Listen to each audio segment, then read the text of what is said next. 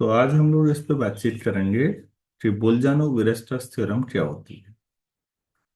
Analysis में जो कुछ इंपॉर्टेंट थ्योरम्स में से एक है बच्चों, तो उसमें से एक ये भी है। पहले मैं आपको बताऊं कि दो अलग अलग मैथमेटिशियन हैं, एक बोलजानो है और एक वीरस्ट्रास है। वीरस्ट्रास जर्मन मैथमेटिशियन है और इनका कॉन्फ्लिक्ट रीमान के साथ काफी रहा। झगड़ा का मतलब वैसा झगड़ा नहीं रहा, वैचारिक तौर पर। दोनों जर्मन थे। रीमान भी महानतम गणितज्ञों में है और अब सितंबर में 17 सितंबर को रीमान का जन्मदिन भी मनाते हैं। रीमान का एक मानना ये था कि हम मैथ्स में जो कुछ करते हैं ना, वो कहीं ना कहीं ऐसे पिक्चर तो बननी चाहिए ना दिमाग में कि अच्छा ऐसा हो रहा होगा। यहाँ तो ऐसे रिजल्ट्स आ रहे हैं कि पिक्चर बनती नहीं है कई बार दिमाग में। ज्योमेट पिक्चर बनने का मतलब ज्योमेट्रिकल इंट्यूशन। तो ज्योमेट्रिकल इंट्यूशन तो होता ही नहीं है। ज्योमेट्रिकली तो कुछ रियलाइज ही नहीं होता कई बार। ये रीमान का कहना था कि कोई भी मैथमेटिक्स का रिजल्ट हो, उसमें थोड़ा ज्योमेट्रिकल इंट्यूशन होना चाहिए, ऐसा फील होना चाहिए कि ऐसा हो रहा होगा, हाँ पिक्चर जैसी बनेगी। अब बच्चों ये तब उस दौर की बात है जब मैथ्स बहुत तेजी से डेवलप हो रही थी। और वीरस्ट्रास का कहना था कि अगर ज्योमेट्रिकल इंट्यूशन नहीं भी हो रहा है तो कोई बड़ा फर्क नहीं पड़ता। ज्योमेट्रिकल इंट्यूशन आप कर पा रहे हैं, आपके दिमाग में पिक्चर बन पा रही है या नहीं बन पा रही है, ये आपकी प्रॉब्लम है, मैथ्स की प्रॉब्लम थोड़ी है। अब आप खुद समझिए कि आपके दिमाग में जो पिक्चर बनती है वो 1 डायमेंशन, 2 डायमेंशन और 3 डायमेंशन में बनती है। लेकिन हम लोग जो वेक्टर स्पेस या कहीं पर भी फिजिक्स मैथ्स में बात करते हैं कई बार, तो n डायमेंशनल स्पेस या आगे उससे भी आगे चले जाते हैं। फंक्शनल एनालिसिस पढ़ाते समय तो इनफाइनाइट डायमेंशनल और इनफाइनाइट में भी काउंटेबल अनकाउंटेबल पे चले जाते हैं। तो फिर पिक्चर बनने का तो सवाल ही नहीं उठता दिमाग में। तो वेरिस्ट्रस का कहना था कि पिक्चर नहीं भी बन पा रही है, अगर ज्योमेट्रिकल इंट्यूशन नहीं भी हो रहा है तो कोई फर्क नहीं पड़ता, लॉजिकली सही बात होनी चाहिए, जो कि आज की मैथ्स मानती भी। दोनों का रोल बहुत जबरदस्त रहा है। आप धीरे धीरे देखेंगे रीमान के काम को भी और वेरिस्ट्रस के काम को भी।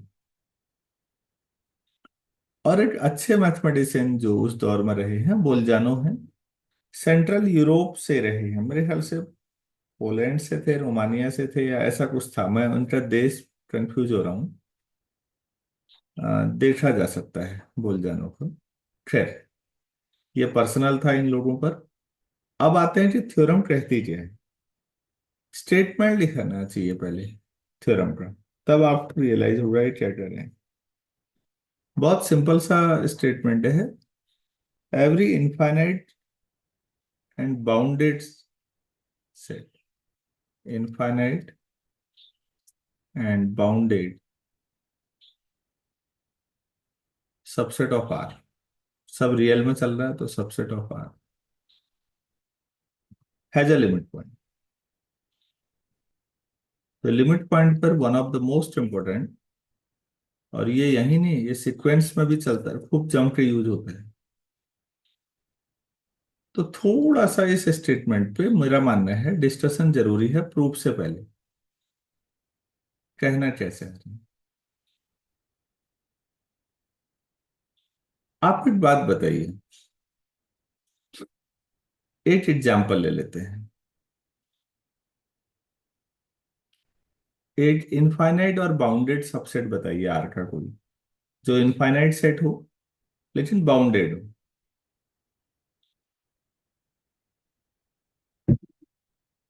Close interval 0। फिर इसका कोई लिमिट पॉइंट बता सकते हैं?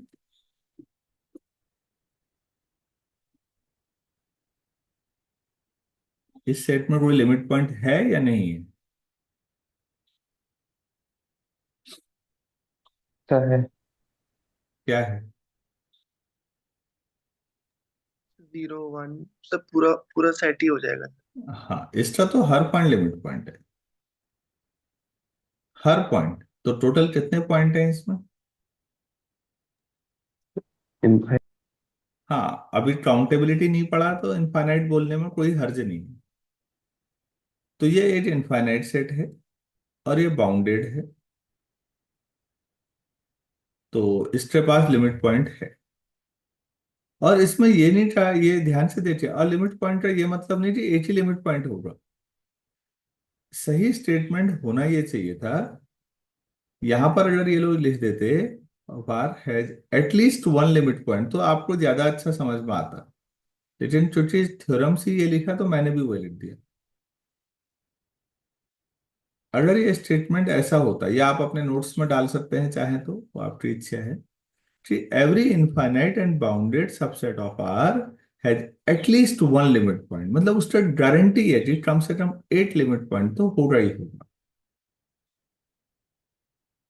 मैं बात समझा पाया? कई लोग ये यस। ना समझे, हैज अ लिमिट पॉइंट लिखा है तो 80 लिमिट पॉइंट होना चाहिए, ऐसा नहीं है। अरे भाई, ये लाइन क्लियर हुई है नहीं? Yes sir. अगर बच्चों में सेट के तौर पर खुद आर को ही ले लूं, ठीक है, तो आर इनफाइनाइट सेट है, इसमें कोई डाउट नहीं है। क्या आर बाउंडेड है? सर बाउंडेड हाँ जी, बाउंडेड नहीं है। नहीं। अनबाउंडेड है। क्या आर का कोई लिमिट पॉइंट बता सकते हैं आप?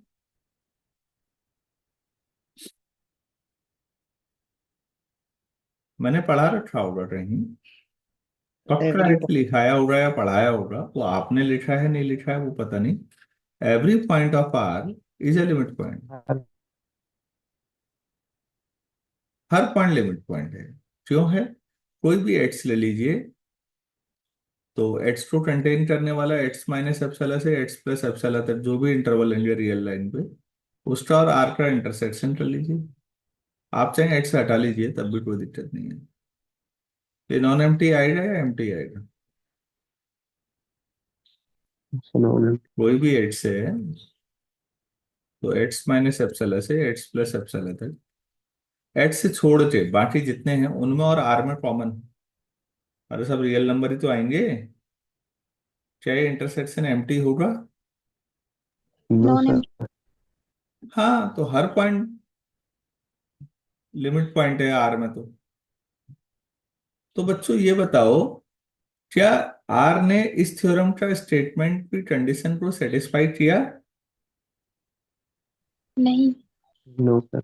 और तब भी इसके पास लिमिट पॉइंट है। तो बच्चों, इस थ्योरम की जो कंडीशंस है वो नेसेसरी कंडीशन नहीं है। ध्यान से सुनिए, बोलजानो विरेस्ट्रस थ्योरम में ये किसी एक अच्छे एग्जाम के लायक सवाल है कि बोलजानो विरेस्ट्रस थ्योरम की कंडीशन जो है वो क्या है। मैं एक बोलता हूं, मैं लिखूंगा नहीं, आप सुनना ध्यान से समझना। Conditions of Bolzano Weierstrass theorem are dash, पहला option necessary as well as sufficient condition, necessary but not sufficient condition, sufficient but not necessary condition, neither necessary nor sufficient condition. अब बताओ कैसा सवाल बन गया ऑब्जेक्टिव, क्या सही होगा? Sufficient but not necessary. हाँ, सफिशिएंट। मतलब अगर कोई सेट है, ध्यान से सुनो, अगर कोई सेट है जो इस कंडीशन को सेटिस्फाई करता है तो ये पर्याप्त है, पर्याप्त है, ये सफिशिएंट है, ये बताने के लिए कि इसके पास कम से कम 8 लिमिट पॉइंट होगा, ये पर्याप्त है। लेकिन अगर ये ना हो तब भी लिमिट पॉइंट हो सकते हैं। आर के पास, आर तो इस कंडीशन को सेटिस्फाई नहीं कर रहा है, और उसके बाद भी आर का हर पॉइंट लिमिट पॉइंट है। तो इसका मतलब कंडीशंस ऑफ दिस थ्योरम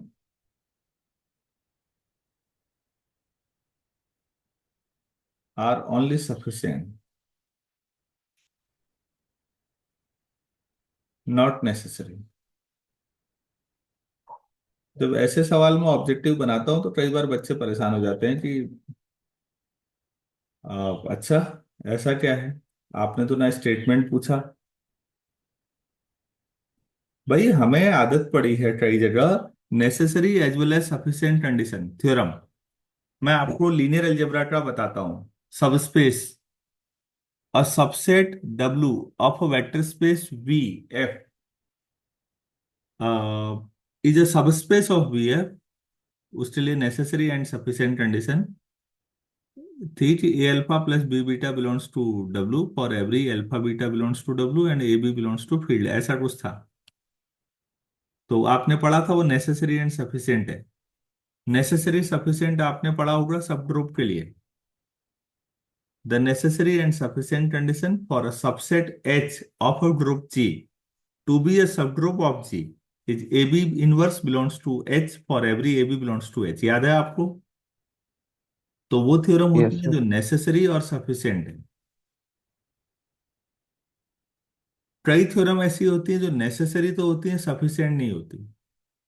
ये सामने वाली थ्योरम ऐसी है जो सफिशिएंट तो है नेसेसरी नहीं है। और मजेदार है कि कई ऐसे भी रिजल्ट हो सकते हैं नाइदर नेसेसरी नॉर सफिशिएंट। इनको समझना जरूरी है कि आखिर इन शब्दों का क्या मतलब है। ठीक, जरूरी नहीं है कि इस स्टेटमेंट को सेटिस्फाई करें और तभी लिमिट पॉइंट आए। ये सेटिस्फाई किए बिना भी लिमिट पॉइंट हो सकते हैं। लेकिन अगर इन कंडीशन को कोई सेट सेटिस्फाई करता है तो ये गारंटी है फिर कि उसके पास कम से कम 8 लिमिट पॉइंट तो होगा ही होगा। बच्चों ये डिस्कशन यूजफुल हो पा रहा है? समझ में आ रहा है? Yes, sir. Yes, sir. अच्छा। और इस थ्योरम की एक कमी और है, ये बड़ी ढीली ढाली थ्योरम है। ये आपको ये नहीं बता पाती कि लिमिट पॉइंट एक्चुअल में कितने होंगे। ये कहती है कि अगर किसी सेट ने ये कंडीशन सेटिस्फाई कर दी तो कम से कम 8 लिमिट पॉइंट की गारंटी है। एक्चुअल में नंबर ऑफ लिमिट पॉइंट नहीं पता लगेंगे इससे, लेकिन हमारा जो एनालिसिस में है काम वो चल जाएगा इससे। तो उम्मीद है आपको अब समझ में आ गया होगा कि कोई भी इनफाइनाइट और बाउंडेड सबसेट है तो उसका लिमिट पॉइंट होगा। अगर आप में से किसी ने सीक्वेंस पढ़ा है, क्योंकि सीक्वेंस हमेशा एक इनफाइनाइट सेट होता है, तो बस सीक्वेंस में हम इतना बोलेंगे कि अगर वो बाउंडेड हो गया, इनफाइनाइट तो होता ही है सीक्वेंस हमेशा, तो अगर बाउंडेड सीक्वेंस है तो गारंटी होगी उसके बाद कम से कम एक लिमिट पॉइंट हमेशा हो जाएगा। हम इसको उस रूप में कह देंगे वहां पर। तो इस थ्योरम का यूज बहुत शानदार होगा, मैं बार बार कह रहा हूं। चलिए अब हम इसके प्रूफ पे चलते हैं फिर।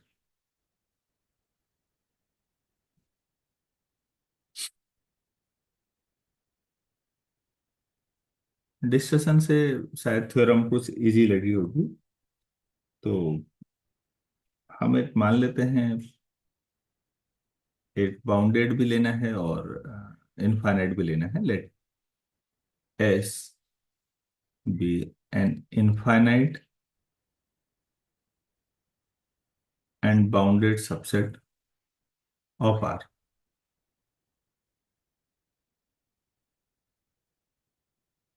ये ले लिए।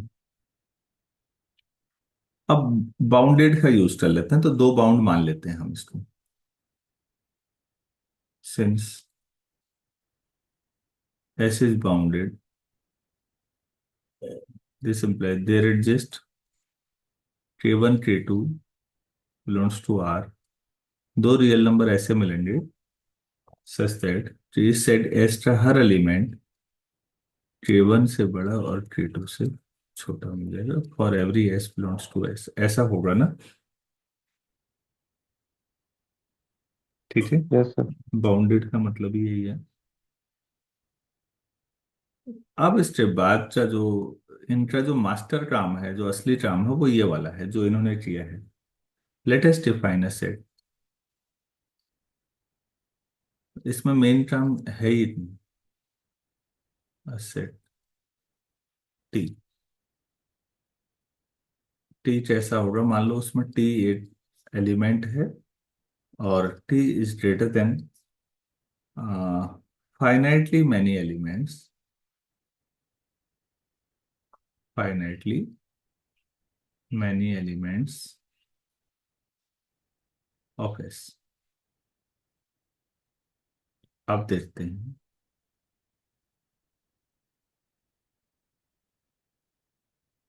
कैसा डिफाइन किया है, जरा सा ध्यान से देखिए। पहले तो इसी पे तो असली नंबर है। क्लेम, पहला क्लेम हमारा ये है कि टी इज नॉन एम्प्टी। हमने टी ऐसा डिफाइन किया कि टी चाहे कोई भी एलिमेंट उठा लीजिए, मान लो इट्स स्मॉल टी कोई एलिमेंट है, तो वो एस के फाइनाइट नंबर ऑफ एलिमेंट से बड़ा होगा। एस इनफाइनाइट सेट है, हाँ बच्चों, ध्यान देना है। तो एस के फाइनाइट संख्या में एलिमेंट जो होंगे वो टी से किसी, टी का कोई भी एलिमेंट उठाएंगे तो टी से छोटे जो होंगे वो एस के कितने एलिमेंट होंगे, इनफाइनाइट नहीं होंगे, फाइनाइट ही होंगे। क्या मैं समझा पाया इस लाइन को? थोड़ा सा गौर से समझ रहे हैं? यस। गर्ल्स में कोई डाउट है किसी को कि कैपिटल टी है सेट, उसमें कोई एलिमेंट लिया है, सपोज स्मॉल टी ले लिया, तो स्मॉल टी जो होगा वो एस के 5 एलिमेंट्स होंगे, जो एस के एलिमेंट है 5, उनसे बड़ा होगा, या 10 ऐसे होंगे, इस तरह का आप सोचिएगा। ये समझ पा रहे हैं या नहीं? Yes sir. अच्छा, तो हाँ, पहली बात तो ऐसा कुछ ये टी डिफाइन करना संभव है नहीं है, पहले ये देखना होगा, क्योंकि हम एबनॉर्मल टाइप का ले रहे हैं। ठीक है ना? तो पहले नॉन एम्प्टी लेते हैं। अब ये देखिए, K1 जो था वो less than equal to s था ना, for every s belongs to S. इसका मतलब K1 is greater than no element of S. ये लाइन समझ में आती है? आप लोग पहले समझिएगा बच्चों, नोट वोट होता रहेगा वो, कोई बात नहीं, अब दूसरी बार भी देखोगे तो आपको और अच्छा ही समझ में आएगा। K1 जो है वो less than equal to s है, ये ऊपर देखिए। तो K1 जो है सेट एस के कितने एलिमेंट से बड़ा है? एक भी नहीं। That is number of elements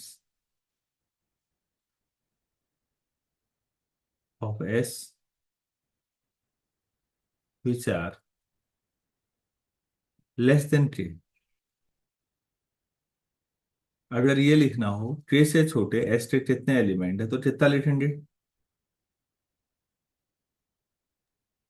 A1 से छोटे सर एक भी नहीं होंगे। अरे मैथ्स में एक भी नहीं को कैसे लिखते हैं? Sir zero. Sir zero. Zero लिखेंगे ना? एक भी नहीं, एक भी नहीं कह रहे हो भाई, मैथ्स में लिखना है, क्वेश्चन लिखनी है ना, तो जीरो लिख यस सकते हैं सर। या नहीं? Yes sir. जीरो फाइनाइट संख्या होती है या नहीं? Yes sir. तो के जो है, जो एक नंबर है के, सॉरी K1, K1 जो है वो एस के फाइनाइट नंबर ऑफ एलिमेंट से बड़ा हो गया या नहीं? Yes sir. K1 belongs to T कह सकते हैं, तो टी इज नॉन एम्प्टी। बस एक एलिमेंट तो आ ही गया। ये बाकी किसी को समझ में आया या नहीं आया, ये बताइए पहले। आ गया। आप ध्यान से समझिए, K1 एस के हर एलिमेंट के या तो बराबर है या छोटा है, उससे बड़ा किसी से नहीं है। तो K1 से छोटे एस में कितने एलिमेंट होंगे? तो आप ही लोग कह रहे थे एक भी नहीं। एक भी नहीं तो मैथमेटिकली कैसे कहेंगे कि number of elements of S which are less than K1, तो जीरो है, और zero is a finite number. तो K1 से छोटे एस के फाइनाइट एलिमेंट है, एक्चुअल में कोई नहीं है, एम्प्टी है ऐसा सेट। तो K1 टी में होगा ना फिर इस हिसाब से। आप देखो ना, लोगों ने कितनी खूबसूरती से काम किया है, कितना कॉमन सेंस लगाया है। ये पहला क्लेम था। दूसरा क्लेम, अब टी के लिए हम ये प्रूफ करेंगे कि टी इज बाउंडेड अबव। क्योंकि एस को तो लिखा हुआ है लेकिन टीचर तो आपने डिफाइन किया है, बाउंडेड अबव। अब हम ये प्रूव करेंगे एस। तो बाउंडेड अबव दिखाने के लिए कोई भी नंबर ले लीजिए। मैथ्स में जब हम कोई भी लेते हैं तो एप्सिलॉन तय कर लेते हैं एनालिसिस में। तो for every epsilon greater than zero, तो भाई अगर K2 प्लस एप्सिलॉन कर दोगे, देखो ऊपर K2, एस का हर एलिमेंट K2 के बराबर या छोटा है उससे, तो K2 प्लस एप्सिलॉन जो होगा वो K2 से बड़ा होगा और K2 से छोटा हो गया है for every S.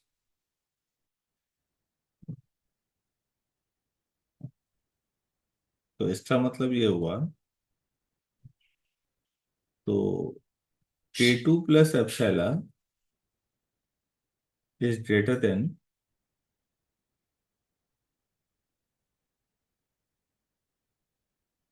Infinite elements of S. ये ठीक है। एस में कितने एलिमेंट हैं बच्चों? इनफाइनाइट। इनफाइनाइट। और K2 प्लस एप्सिलॉन हर एलिमेंट से बड़ा हो गया या नहीं? हो गया। इससे देखो तो K2 प्लस एप्सिलॉन एस के हर एलिमेंट से बड़ा हो गया ना। Yes sir. तो इससे क्या ये साबित हो गया कि K2 plus epsilon does not belong to T, क्योंकि टी में कौन यस सर। एलिमेंट थे? सर जो एस के फाइनाइट फाइनाइट एलिमेंट से बड़े होंगे। हम्म। इस हिसाब से तो आप ये भी कह सकते हैं कि सिमिलरली K2 ही क्यों, K2 भी टी में नहीं होगा फिर, क्योंकि K2 अपर बाउंड है इसका। तो K2 यस से सर। छोटे कितने एलिमेंट है इसके? फाइनाइट। हम्म। K2 से छोटे एस के कितने एलिमेंट्स हैं? सर सारे एलिमेंट K2 से छोटे। हाँ तो कितने? इनफाइनाइट। हाँ, जब से एस इनफाइनाइट सेट है तो क्या फिर K2 आ सकता है टी में? नो सर, क्योंकि अगर K2 आएगा तो फिर उसमें सारे एलिमेंट उससे बड़े होंगे। हम्म। तो फिर इनफाइनाइट टी मतलब एस के फाइनाइट एलिमेंट से बड़ा नहीं होगा, इनफाइनाइट एलिमेंट से बड़ा होगा। हाँ तो K2 भी टी में नहीं आएगा ना। Yes sir. ठीक हो गया। तो क्या मैं ऐसा लिख सकता हूँ बच्चों, तभी तो इसका नाम एनालिसिस है। सो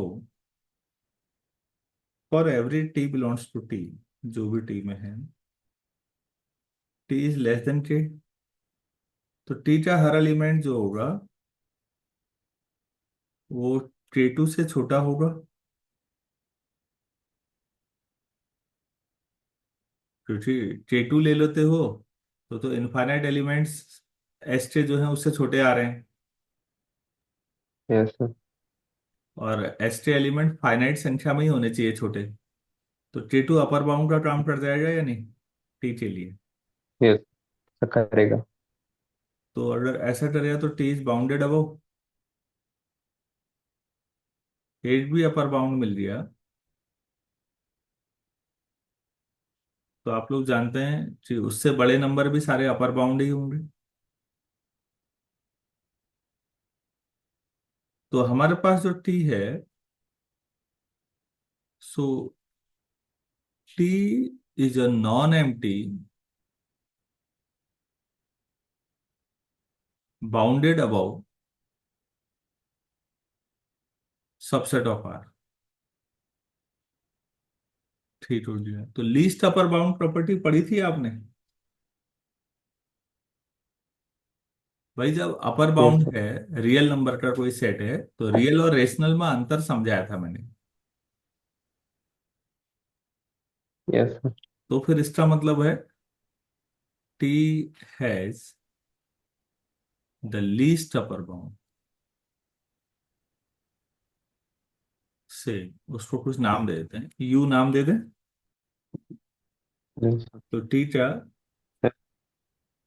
टी के पास एक लीस्ट अपर बाउंड, जब अपर बाउंड मिलेगा किसी सेट में, रियल नंबर के सेट में, तो लीस्ट अपर बाउंड मिलेगा, और ये सबसे फंडामेंटल चीजों में से एक है। तो बच्चों दो क्लेम हो गए, तीसरा क्लेम हो, अब हम यहाँ से जो लीस्ट अपर बाउंड है उसी पे कर रहे हैं। मैं जानबूझ के पॉइंट्स में तोड़ दे रहा हूं इसको। हमारा अब ये क्लेम है, जो ये यू मिला ना लीस्ट अपर बाउंड, यही लिमिट पॉइंट है इसका। You is a limit point of S, ये प्रूफ करना है भाई। हमें एस का लिमिट पॉइंट दिखाना है। हमने उस एस डायरेक्ट नहीं किया, एस की मदद से टी डिफाइन किया, और टी का लीस्ट अपर बाउंड है यू। अब इसी इसी यू को हम दिखाएंगे कि ये एस का लिमिट पॉइंट है। उससे पहले लिमिट पॉइंट पे एक बार फिर बातचीत करते हैं, क्योंकि मुझे डाउट है आप में से कई लोगों को शायद समझ में ना आया। अच्छा, मैं कह रहा हूँ you is a limit point of S, point of S. इसका मतलब कोई स्टूडेंट मुझे बताना चाहेंगे क्या मतलब हुआ मैथमेटिकली, क्या लिखें? Sir U belongs to for every for epsilon greater than zero U we have U minus epsilon से U U plus plus epsilon epsilon, ये ले लीजिए, और चाहे तो यू हटा लीजिए इसमें से। इसमें और इंटरसेक्शन एस में जो आएगा वो ये आएगा। आप क्या कह रहे हैं ध्यान से समझिए, ये यू है, ये यू माइनस एप्सिलॉन है, ये यू प्लस एप्सिलॉन है। तो यू हटा के भी, इस पॉइंट को हटा भी दें तो यू माइनस एप्सिलॉन से यू प्लस एप्सिलॉन तक जो पॉइंट्स हैं वो अनकाउंटेबल है, इनफाइनाइट है। तो उसमें और एस में जो कॉमन पॉइंट आएंगे, वो कितने पॉइंट कॉमन आ जाएंगे? हम ये कहते हैं कि every neighbourhood of U contains at least one point of S other than you.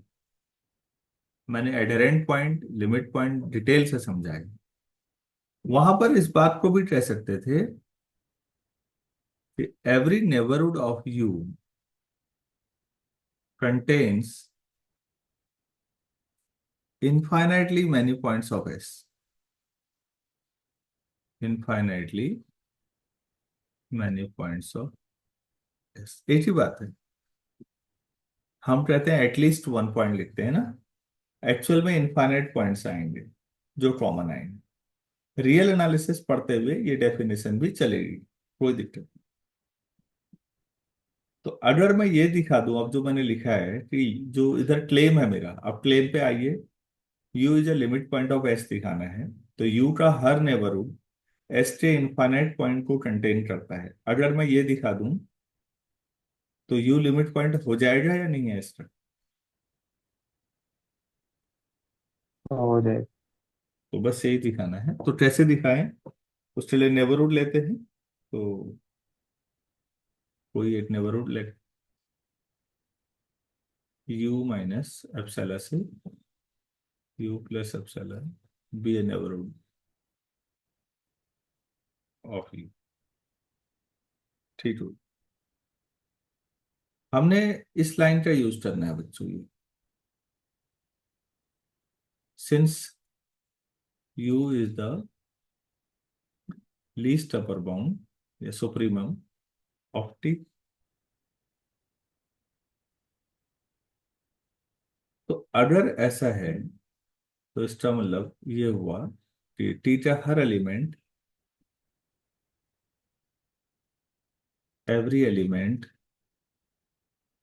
Of T is less than equal to U होगा ना। अगर यू सुप्रीमम है कैपिटल टी का, तो इसका मतलब हर एलिमेंट जो होगा टी का वो यू के बराबर या उससे छोटा हो। अरे भाई ये क्लियर है? Yes sir. अगर मैं यू में थोड़ा सा भी काउंट कर लूं, यू माइनस एप्सिलॉन कर लूं बेटा, तो आपको लीस्ट अपर बाउंड प्रॉपर्टी पता होगी फिर टी का कम से कम 8 एलिमेंट आएगा जो इससे बड़ा हो जाएगा। yes sir, ऐसा हो जाएगा नहीं? मैं यहाँ लिख yes सकता sir, हूँ there exist some t belongs to t such that t will be greater than this। Epsilon तो पॉजिटिव ही होता है ना। अगर आपने u में से u माइनस एप्सिलॉन किया तो कम से कम 8 पॉइंट ऐसा आ जाएगा t जो इससे बड़ा हो। क्या ये लाइन समझ पाए आप लोग? और ये लीस्ट अपर yes बाउंड sir, प्रॉपर्टी है। अगर ये नहीं समझ पाए तो इसका मतलब आपको लीस्ट अपर बाउंड प्रॉपर्टी भी समझ नहीं आ रही है। अब टी क्या था ध्यान से समझिए, मैं फिर लिख देता हूं आपकी मदद के लिए, लिखना तो नहीं चाहिए लेकिन लिख देता हूं। टी बिलोंग्स टू टी का मतलब क्या है? क्या था definition? T is greater then finite element of S। Finitely many elements of S. तो यार ये बताओ, ये टी है, ये यू माइनस एप्सिलॉन है। टी के छोटे, टी से छोटे, टी के लेफ्ट में एस के कितने एलिमेंट हैं?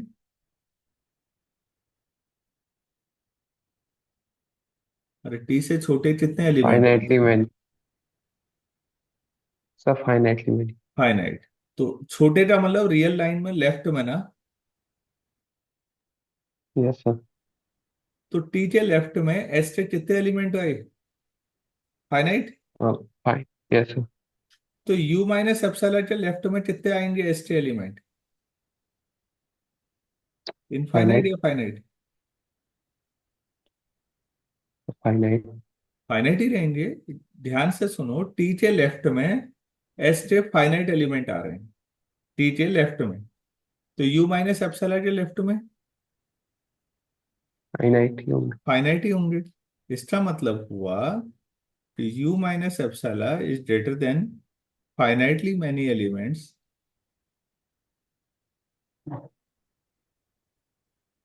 Finitely many elements of S. ये लाइन समझ में आई? yes sir, ठीक है। दैट इज, मैं और सरलता से लिख दे रहा हूं ताकि आपको finitely many elements of S lie to the left of u minus. तो बच्चों ध्यान से देखिए, मैंने क्या किया है, u माइनस एप्सिलॉन के लेफ्ट में एस के कितने एलिमेंट आए? finite, ये u है, ये u माइनस एप्सिलॉन है, ये u प्लस एप्सिलॉन। बच्चों ध्यान से सुनना मेरी बात को। एस इनफाइनाइट सेट है या फाइनाइट सेट है? sir infinite sir, अगर मैं ये दिखा रहा हूं कि u माइनस एप्सिलॉन के लेफ्ट में एस के फाइनाइट एलिमेंट आ रहे हैं, और यही काम मैं u प्लस एप्सिलॉन के राइट में कर दूं, u प्लस एप्सिलॉन के राइट में भी उससे बड़े भी फाइनाइट एलिमेंट ही आए। और क्योंकि एस इनफाइनाइट सेट है तो बाकी इनफाइनाइट एलिमेंट कहाँ आएंगे? sir u minus epsilon और u plus epsilon के बीच। तो अगर एस के एलिमेंट है वो, तो उनका एस के साथ इंटरसेक्शन एम्प्टी आएगा नॉन एम्प्टी आएगा? Non empty. तो फिर यू लिमिट पॉइंट हुआ या नहीं? Yes sir what. तो यू किसका लिमिट पॉइंट कह रहे थे हम? सर एस का। यही करना था। ये मास्टरपीस है, मैं फिर कह रहा हूँ एनालिसिस में जो प्रूफ किया गया है। बस इसमें एक स्टेप और रह गया है। क्या यहां तक बाकी लोग भी हाँ ना बोल दो यार, मुझे अपने पढ़ाने पे डाउट होने लग गया है कि मैं समझा पा रहा हूँ या नहीं समझा पा रहा हूँ। यस सर, समझा पा रहे। चलो ठीक है, तो बेटा मैंने ये साबित किया कि u माइनस एप्सिलॉन से लेफ्ट में एस के इनफाइनाइट एलिमेंट नहीं आएंगे, फाइनाइट ही आएंगे। ठीक हो गया। तो अब ये दिखा देते हैं कि यू प्लस एप्सिलॉन के साथ भी ऐसा कुछ होना है। तो देखते हैं कैसे किया जाए। देखिए यहां तक अगर सारा समझ में आया है, जो क्रक्स पकड़ना है उसको देखिए। यू माइनस एप्सिलॉन के लेफ्ट में तो आ गए फाइनाइट। ठीक। Since least upper bound of T क्या था, यू। तो इसका मतलब हुआ कि यू अपर बाउंड है, उससे बड़ा ले लोगे यू प्लस एप्सिलॉन, तो वो तो टी में नहीं आएगा ना फिर। अरे सुप्रीमम से बड़ा कोई सेट में हो सकता है फिर? No sir. कोई सेट है उसका सुप्रीमम है, ठीक हो गया। अब सुप्रीमम से बड़ा भी सेट में हुआ तो फिर पुराना वाला सुप्रीमम कैसे हो सकता है? No sir. क्लियर है? Yes sir. हम्म। चलो ठीक है। अगर u प्लस एप्सिलॉन टी में नहीं है, टी में होने की शर्त क्या है, जरा डेफिनेशन पे जाओ। मैं पेज नहीं पलट रहा हूँ, आप लोग पढ़ो अपने हिसाब में।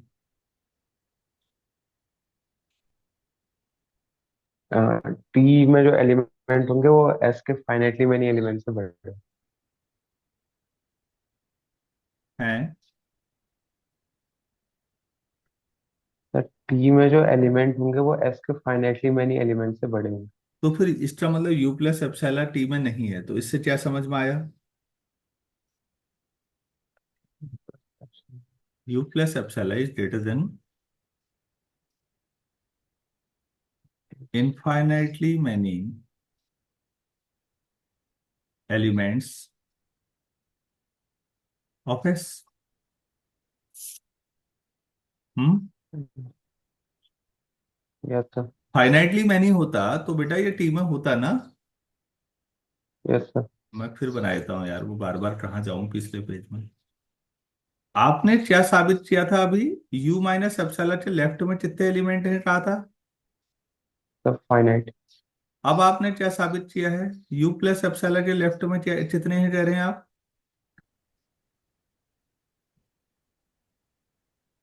इनफाइनाइट। अरे इससे किसी नंबर से छोटे नंबर लेफ्ट में होते हैं या नहीं? Yes sir. तो फिर तो u प्लस एप्सिलॉन से छोटे तो ये इनफाइनाइट हो गई। तो भाई इनफाइनाइट एलिमेंट ध्यान से सुनो, u प्लस एप्सिलॉन के लेफ्ट में इनफाइनाइट नंबर आ रहे हैं, और u माइनस एप्सिलॉन के लेफ्ट में फाइनाइट एलिमेंट आ रहे हैं, एस टे। तो वो एस टे जो बाकी बचे, कितने इनफाइनाइट में से फाइनाइट गया, कितना बचता है? इनफाइनाइट। हाँ, इस पे तो सभी लोग जवाब दे सकते थे, वो इनफाइनाइट ही होगा ना। तो वो इनफाइनाइट यस एलिमेंट कहाँ पर होंगे फिर अब? सर। यू माइनस एप्सिलॉन और यू प्लस एप्सिलॉन के बीच में। बीच में होंगे। This implies infinite elements of S, हो गया prove, elements of S are in open interval u minus epsilon u plus epsilon। तो बच्चों u minus epsilon u plus epsilon के बीच में एस के इनफाइनाइट एलिमेंट है। एक u हटा भी देते हो तो अभी भी एस के साथ इंटरसेक्शन में इनफाइनाइट एलिमेंट ही कॉमन आएंगे, तो नॉन एम्प्टी हुआ ना। And this is true for every epsilon. Yes. This implies u is a yes sir. Limit point limit point of. S. True. तो जीनियस लोग हैं यार जो लोग ये कर रहे हैं। आप सोचो लोग ऐसा करके चले गए, आपने और मैंने खाली समझना है कि वो क्या करके चले गए। और ये हमारे लिए समझना ही भारी पड़ रहा है। जिसने सोचा होगा, आप उस इंसान के बारे में सोचिए। मैं सारा रिकॉल कराता हूँ। बोलजानो विरेस्टस थ्योरम थी। मैंने रीमान, विरेस्टस और बोलजानो के बारे में शुरुआती जानकारी दी। मैंने कहा कि अगर कोई मेरे पास एक सेट है जो इनफाइनाइट है और बाउंडेड है, बस इतना पर्याप्त है, इतना सफिशियंट है। ये बताने के लिए कि उसके पास कम से कम 8 लिमिट पॉइंट तो होगा। फिर ये बताया कि ये जरूरी नहीं है कि ये जो कंडीशंस हैं ये सेटिस्फाई हो और तभी लिमिट पॉइंट आए। आर का एग्जाम्पल मैंने आपको दिया, ठीक है। रेशनल जो इरेशनल भी ले सकते हैं बच्चों, सॉरी रेशनल या इरेशनल, क्योंकि रेशनल का सेट भी इनफाइनाइट है लेकिन अनबाउंडेड है इरेशनल, और उसमें लिमिट पॉइंट होते हैं। तो इसका मतलब इस थ्योरम की जो कंडीशंस है वो नेसेसरी नहीं है, केवल सफिशिएंट कंडीशन है। पहले तो इतना समझना जरूरी है किसी अच्छे कंपटीशन के लिए। अब जो दूसरा पार्ट आता है कि इसको प्रूफ कैसे करेंगे।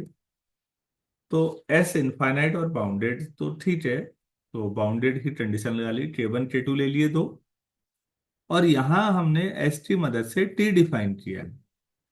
टी का कोई भी एलिमेंट उठाया, मान लो स्मॉल टी उठाया, तो स्मॉल टी से छोटे एस के जो नंबर होंगे वो फाइनाइट ही होने चाहिए फिर, ऐसा सेट बना दिया हमने। फिर हमने दिखाया कि टी नॉन एम्प्टी है। भाई K1 जो है लोअर बाउंड है एस का, तो K1 एस के किसी भी एलिमेंट से मतलब सभी से छोटा है बेचारा, तो किसी से भी बड़ा नहीं है। तो K1 से छोटे एस के कितने एलिमेंट होंगे। आपने कहा कोई नहीं, मैंने कहा उसको मैथमेटिकल बोलो, तो जीरो, और जीरो फाइनाइट नंबर होता है। इस बाई टेक्निकल डिफॉल्ट से K1 भी टी में आ गया, तो टी नॉन एम्प्टी सेट हो गया, बस पर्याप्त है, नॉन एम्प्टी होना चाहिए। और टी हमने दिखाया कि बाउंडेड अबव होगा। बाउंडेड अबव दिखाने का तरीका ये था कि भाई टी का कोई अपर बाउंड दिखा दो, मतलब टी के जो एलिमेंट है उनसे बड़ा कोई दिखा दो, ठीक है। तो हमने दिखा दिया K2 प्लस एप्सिलॉन K2 से बड़ा होता है, और K2 प्लस एप्सिलॉन एस के हर एलिमेंट से बड़ा होगा। और मतलब K2 प्लस एप्सिलॉन से छोटे एस के कितने एलिमेंट आ गए, सारे ही आ गए। एस के कितने एलिमेंट है, इनफाइनाइट है। तो K2 या K2 प्लस एप्सिलॉन जो भी कहो वो टी में होंगे क्या, नो सर। नहीं होंगे। तो फिर ये अपर बाउंड के तौर पर काम कर जाएंगे टी के लिए। भाई टी के एलिमेंट अगर इनसे बड़े हो जाएंगे तो इनसे छोटे एस के इनफाइनाइट एलिमेंट है। अगर टी का कोई एलिमेंट इनसे बड़ा होता है तो ऐसा संभव ही नहीं है ना। ये लाइन समझो बस। और क्योंकि लेक्चर रिकॉर्ड भी हो रहा है तो आप बाद में भी सुनोगे सोचोगे, दिमाग यहीं लगता है बच्चों बस। तो आपने ये साबित कर दिया कि टी के पास अपर बाउंड है। तो टी के पास लीस्ट अपर बाउंड प्रॉपर्टी भी हुई है, क्योंकि टी आर का सबसेट है। तो फिर टी का एट लीस्ट अपर बाउंड या सुप्रीमम यू मान लो। अब हमने दिखा दिया कि ये यू एस का लिमिट पॉइंट है। इसका एट नेबरहुड लिया और दिखाया कि इसके अंदर एस के इनफाइनाइट पॉइंट्स हैं। वो बच्चों जैसा लॉजिक है, बहुत सिंपल। तो ये पहला पार्ट हमने किया। किसी को कुछ डाउट या पूछना है तो बोलिए प्लीज।